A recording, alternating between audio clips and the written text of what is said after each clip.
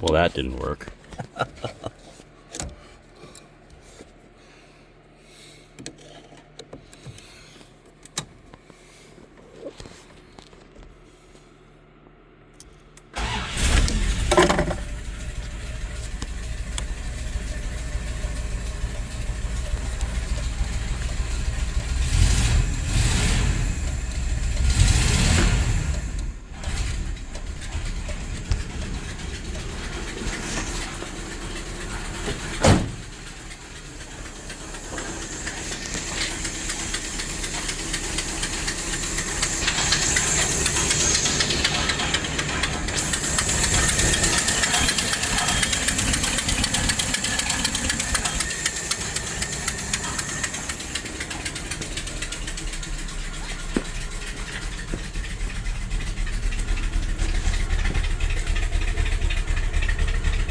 Ta-da!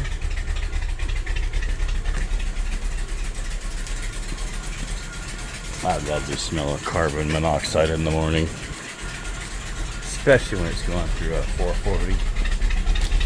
And in case you're wondering, I have ventilation.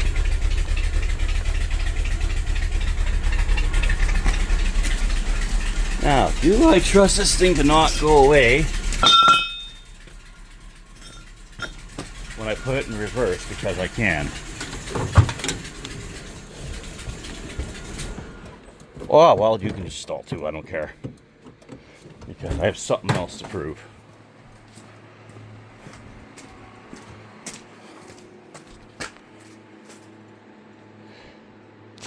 Ha!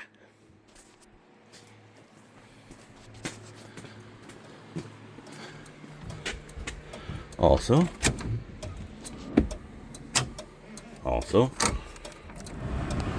that heater switch is on its way out.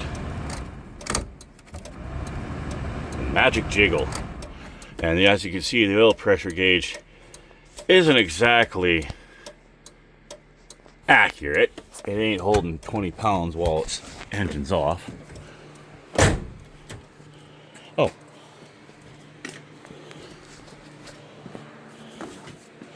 This is the old style quad headlamps, and that's what you're seeing is high beams. Let me show you a low beam here.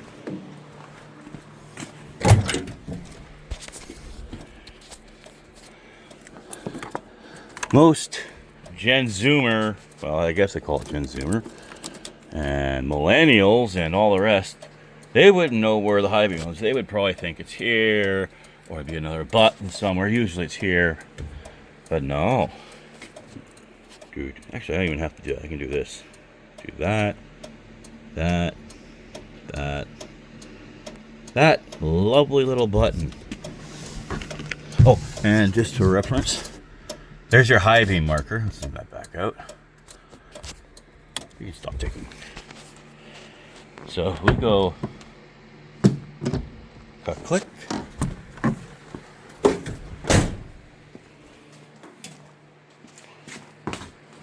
That's what low beam looks like.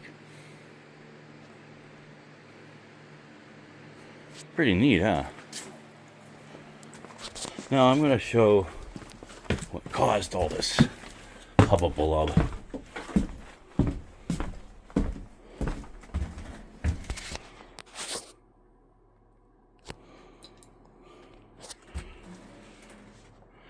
As you can see, we had to rip all this apart because it was all rotten paneling. Not quite done in here, it's a work in progress, but you can see I don't play with my wiring, I just do it right. That comes in.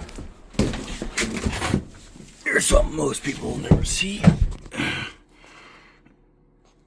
You can see where it mates up with mine.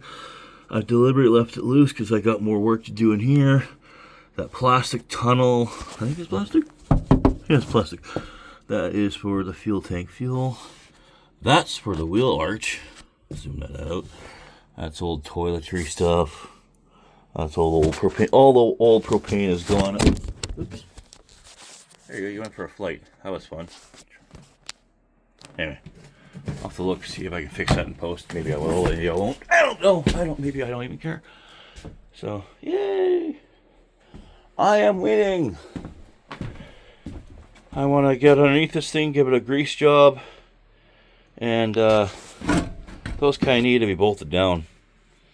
But they don't exactly match the frame, so Mr. Drill will have a workout. But I am very... Oops. It was a zoom. I'm waiting on the key tumbler. That's what you saw me fumbling with earlier. Most of the wire, I just got to finish tying those wires up. And I am very happy with how... Oh, there's a light. I thought I turned the headlight. No, maybe I didn't yet. Yeah, the amperage and oil pressure gauge, I'm not going to trust them. This thing's going to get aftermarket gauges if it goes anywhere. But hey,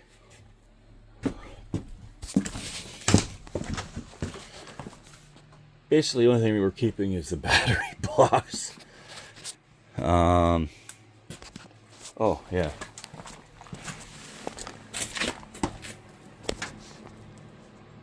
There's not much left of these tires. They hold air, and that's about all I can say about them. There's the ginormous fuel tank in this thing. My guess is 30 gallons US.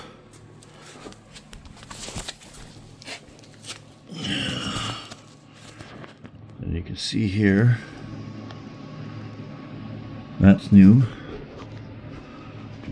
Zoom out and I'll zoom back.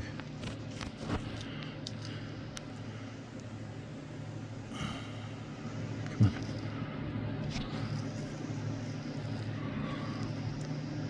That's new, and the front one, if I can get some light on it.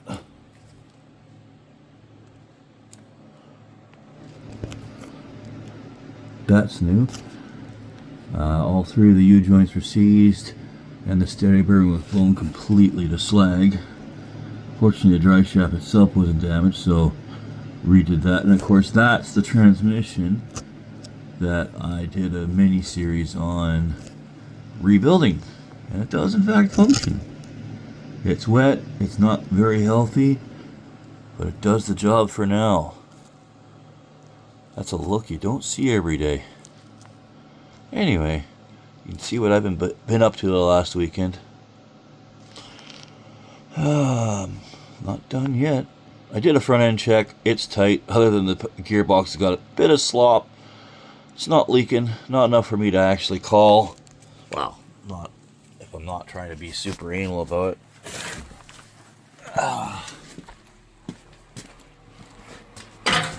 Yeah, it's in reverse. I had to rip off the old lights and reseal everything up there.